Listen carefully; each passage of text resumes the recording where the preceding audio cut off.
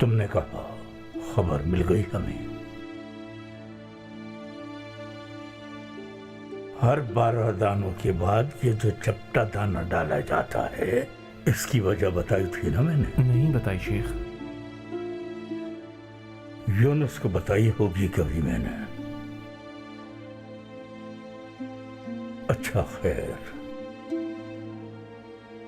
तो ये जो चपटा दाना होता है, ये दरअसल 12 इमामों की अलामत है।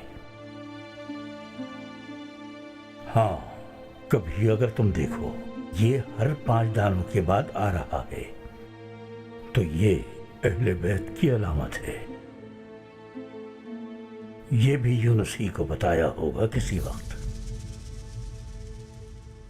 तस्बीह मुकम्मल हो ही जाएगी, उम्र अगर पहले तमाम ना हो गई। वक्त जाया मत करो इस बेकार शख्स के पास बैठकर कासिम। चलो जाओ, जिक्र न रह जाए तुम्हारा मेरे सबब।